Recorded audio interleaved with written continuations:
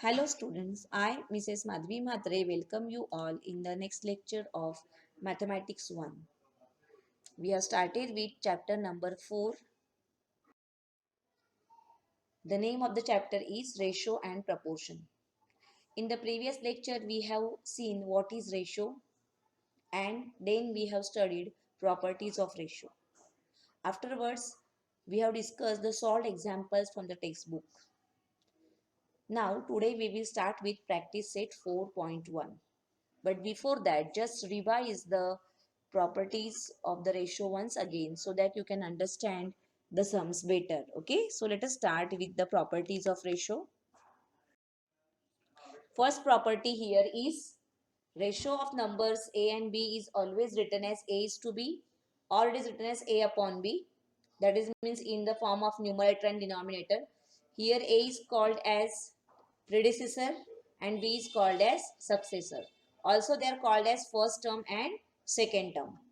Then the second property here is that here in the ratio, that means this ratio if you can consider here, if the second term or the successor is 100, then we call this ratio as percentage.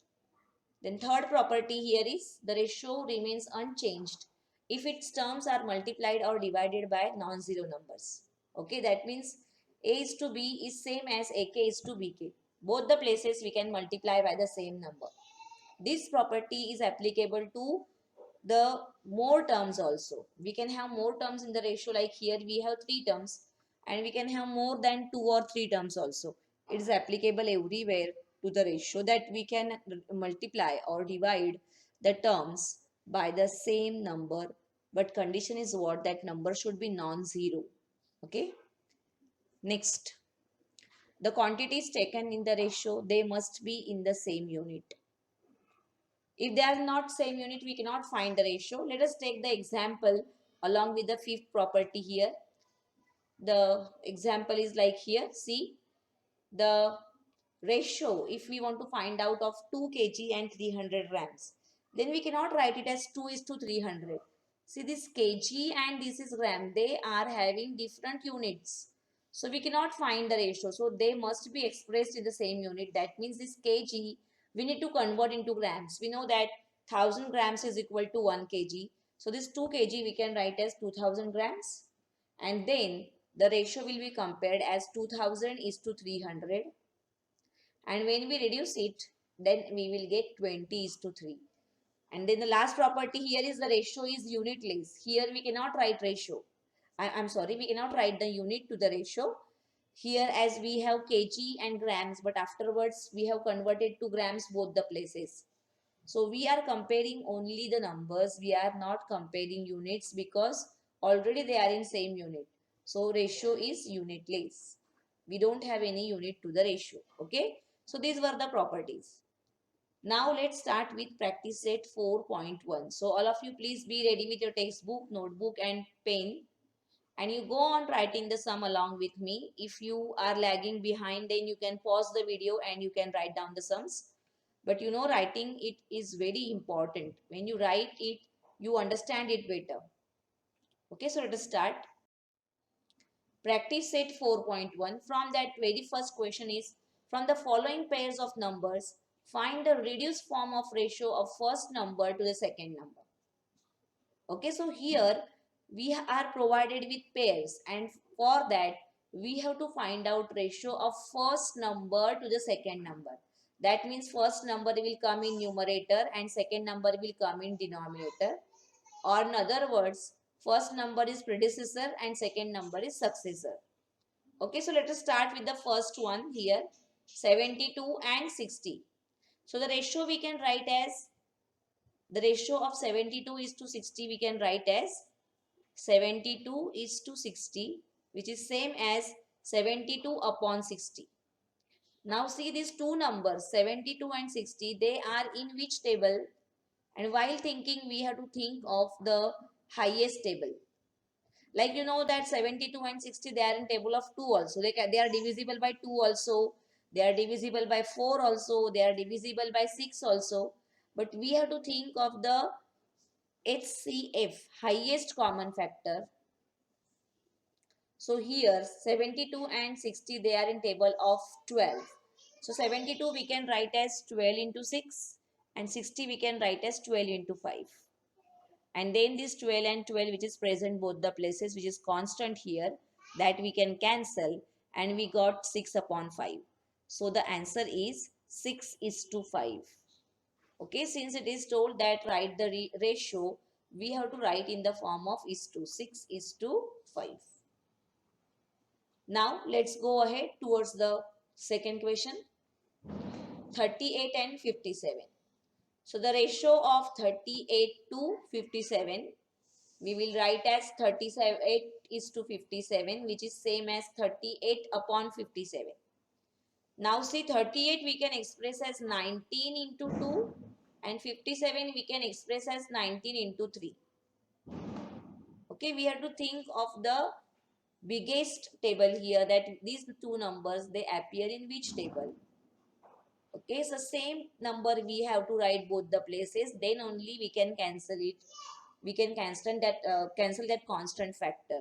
So here when 19 is cancelled, we will get 2 upon 3. That means the ratio is 2 is to 3. So the ratio of 38 is to 57 is 2 is to 3. Similarly, you can write for 52 and 78. Solve these as homework. See, 52 and 78, they are in table of 26. 26 2s are 52 and 26 3s are 78. Similarly here, okay? In place of 19, you will have 26. And again, the answer will be same, that is 2 is to 3. Okay? So, solve it all of you. Now, let's go ahead. Question number 2. Find the reduced form of the ratio of the first quantity is to second quantity. Okay, now there is difference between the first question and the second question here. What we found that in the first question, we were having only numbers, no units were there. So directly we found out the ratio. But here what we can find is the units are given everywhere. So here we need to use the property that whenever we want to find the ratio of the two quantities, they should have same unit. Like question number 1, see, you can see that the units are same, rupees and rupees. But in other questions, the units are not same. See, here we have rupees and here we have rupees and paise.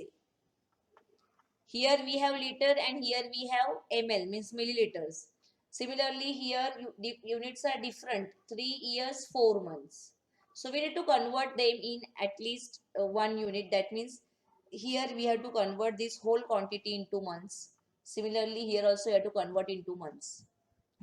These two questions, question number 5 and 6, they are under reduced syllabus.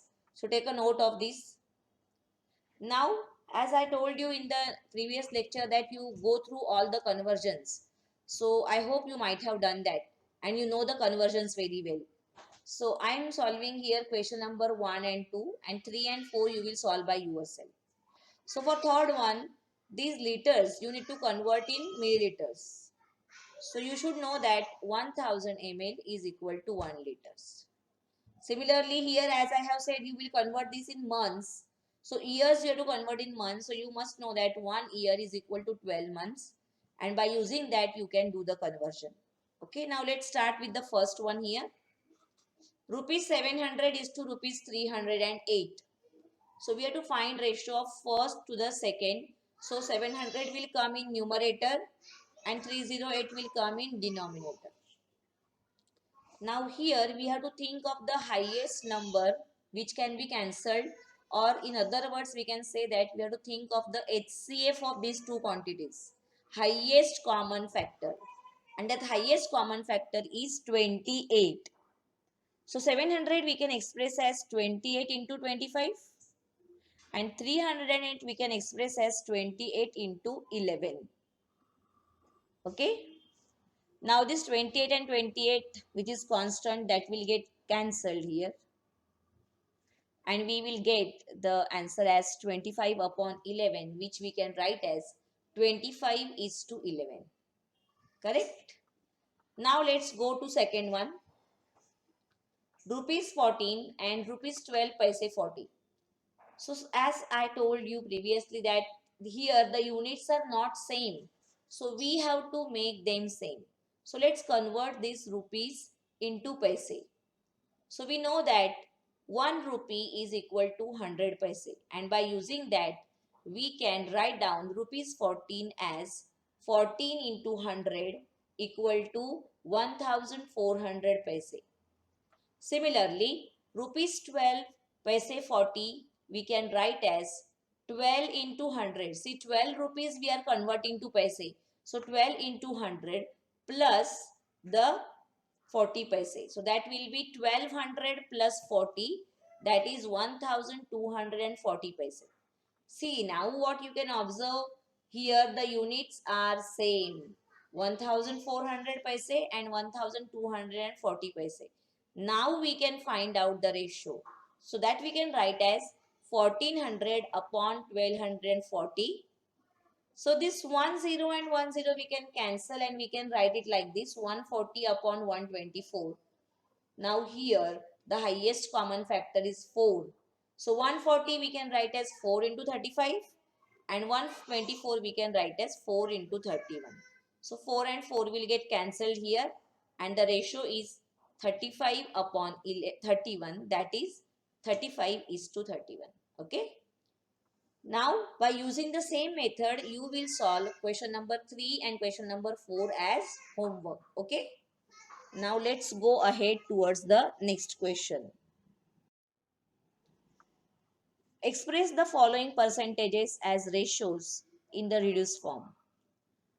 Now here we have studied in the property that when the second term of the ratio is 100, that time the ratio is called as percentage. Okay, so here we can observe that the second term is 100 in the first case, second case and fourth case also. Okay, so from these two I am solving one, and question number 3 and 5 they are similar. So from these two I am solving one. So by using the same you can solve the remaining things also. Now you will find that here 6.25 is written but the second term is not present. But you can see the symbol of percentage here. Percentage means what? Per 100. So it means that 6.25 is 200. Okay. The meaning is same. 6.25 is 200. Percentage says that the second term is 100. Okay. So now let's start. Let's start with the first question. 75 is 200 and we have to reduce it. So as we have done in the first question, we will do in the same manner. We will write this as 75 upon 100 and then we will go for HCF. Here we know that 75 and 100 they are divisible by 25. The highest common factor here is 25. So 75 we can express as 25 into 3 and 100 we can express as 25 into 4. So 25 and 25 will get cancelled and answer is 3 upon 4, that is 3 is to 4. Okay, so this 3 is to 4 is reduced form of 75 is to 100.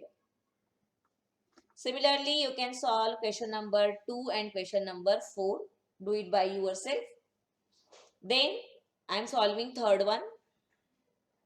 6.25%. As I have said, it is same as 6.25 upon 100. Then we have here decimal point. We don't want that decimal point. So we will remove that decimal point. Okay. So 6.25 percentage is same as 6.25 upon 100. And I said that I don't want this decimal point. And that is removed in numerator. But at the same time, I wrote 100 in the denominator. See why I wrote 100? Because after the decimal point, I have 2 digits. So since I have 2 digits, I have written 100 in denominator. If I have single digit, I am going to write 10. If I have 3 digits, I am going to write 1000. So count the number of digits and that many zeros on one you will write. So for 2 digits, you will multiply by 100. For 3 digits, you will multiply by 1000 in the denominator. Okay, so see 100 was already present and one more 100 for these decimal points. Now we can reduce it. But now here, instead of doing multiplication and then thinking of the highest common factor, what we will do is we will write down these numbers in the factorized form. Okay, like 625 I will write as 25 into 25, 100 I will write as 25 into 4. So I can write it like this. See, 25, 625, which is perfect square. It's a square of 25. So I can write it as 25 into 25. Then 100 I wrote as 25 into 4. Second 100 also 25 into 4. So what we can observe here is 25 and 25 got cancelled. See this one pair. And here also it got cancelled. So in the numerator, we have 1 into 1, that is 1. And in the denominator, 4 into 4 is 16. So the reduced form here is 1 is to 16. Similarly, you can solve question number 5. Okay, so question number 2, 4 and 5 you solve as homework. Next, let's go ahead here in this particular exercise. Question number 4, this is a word problem. 3 persons can build a small house in 8 days. To build the same house in 6 days, how many persons are required? Now, just recall the two types of proportions, direct proportion and inverse proportion. After reading the question, you need to decide that this question is of which type of proportion, whether it is direct proportion or inverse proportion. So think that here number of persons and the number of days required to build the house. If the number of persons are more, then the number of days will be less. So if one quantity is increasing and second is decreasing, it is an example of inverse proportion. So we can understand that this question is an example of inverse proportion. So write down that first. Okay. The number of persons and the number of days required to build the house are in inverse proportion. Then when we have studied inverse proportion and direct proportion, then what we have seen is that in case of direct proportion, the division remains same or the ratio remains the same. But in case of inverse proportion, the product remains the same. Okay, so that we will write down. Therefore, the product of the number of persons and the number of days is always constant. So here we have 3 persons and here we have 8 days, and here the number of persons are unknown, so we will take that as x. So we will write down, let the number of persons required to build the house in 6 days be x. Okay, or x persons are required to build the house in 6 days. So see, now we have now two quantities here, 3 persons and 8 days. Their product is 3 into 8. And here x persons and 6 days. The product is x into 6. And what we said that the product remains same. So what we can write here is, therefore x into 6 is same as 3 into 8. Okay, the product in first case is same as the product in second case. Now we can get value of x as 3 into 8 divided by 6. So 3 8s are 24 upon 6. So the answer will be 4. So here the number of persons required are what? 4, or 4 persons are required. Okay. So in this way you are going to write down the answer. After reading the question, you must understand here that whether we have to go for direct proportion or we have to go for inverse proportion, and then decide if it is direct proportion, then the division is constant or the ratio is constant, and when it is inverse proportion, that time the product is constant. Okay, and accordingly you proceed further. Okay, now let's go ahead towards the next question. Question number 5 here. Convert the following ratios into percentage. So here now the ratios are given and we have to convert them into percentage.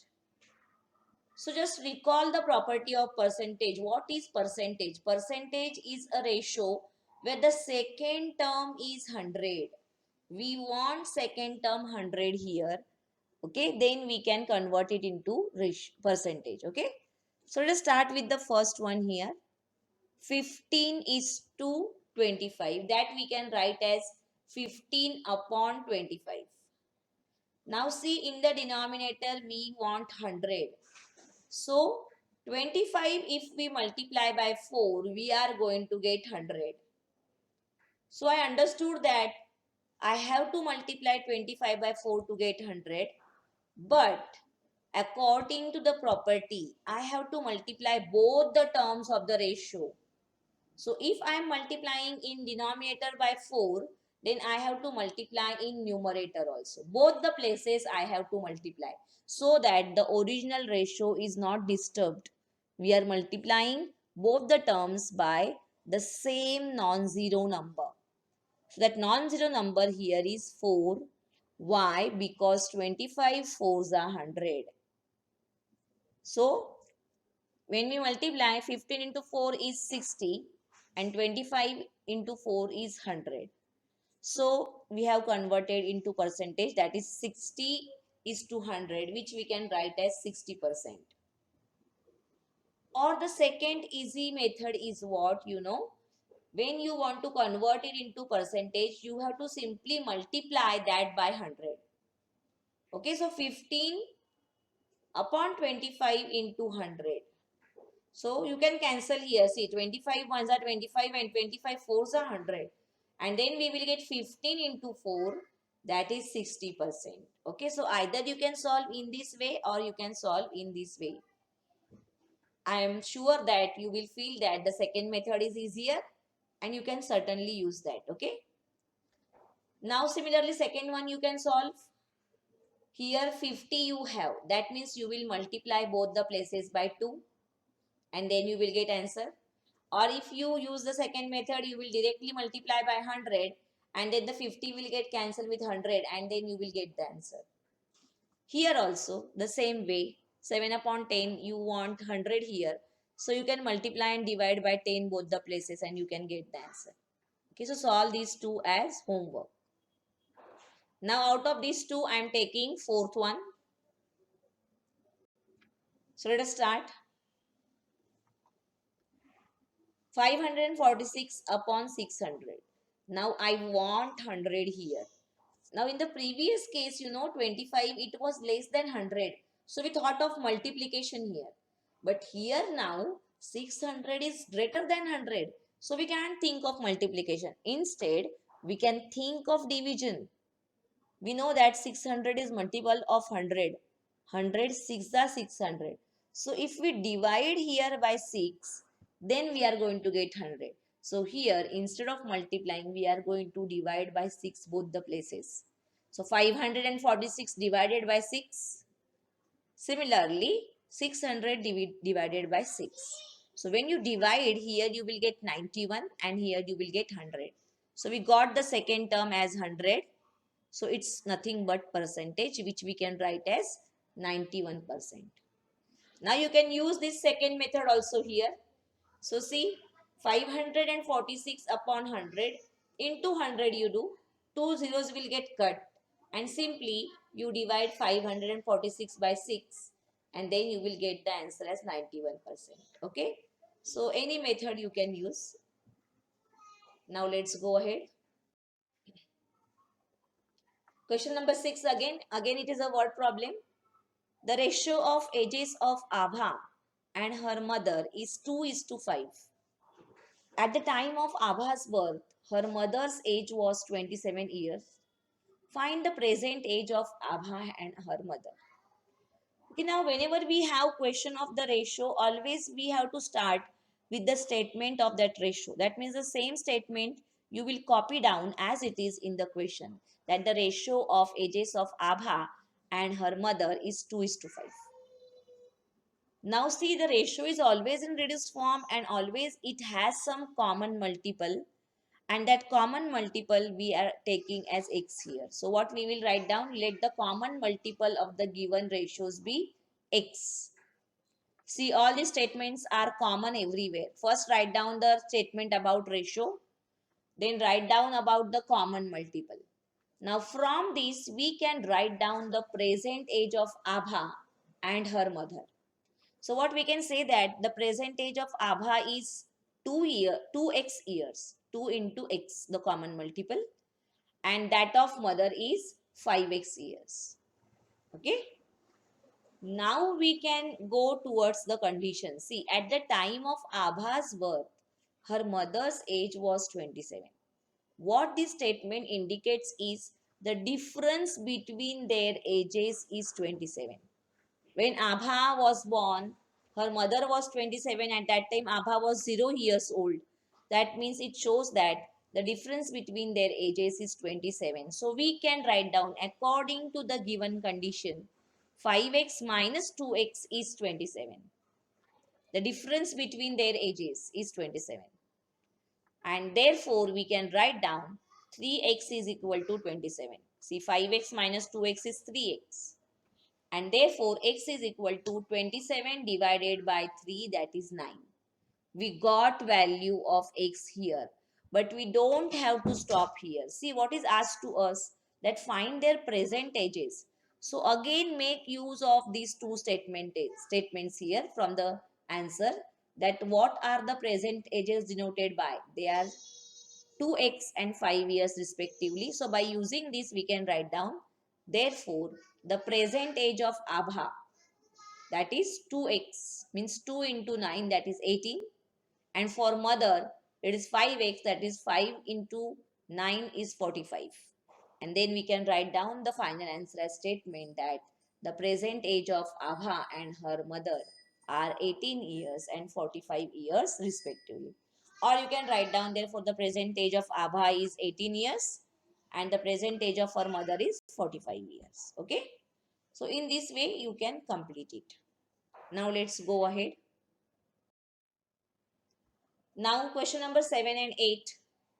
They are not there. They are under reduced syllabus. So take a note of this. But as I have said, you can solve them as self-study. For more practice, you can solve these sums. Okay. So with this, we have completed practice set 4.1. Now in the next lecture, we will start with the topic comparison of the ratios. And then we will move towards practice set 4.2.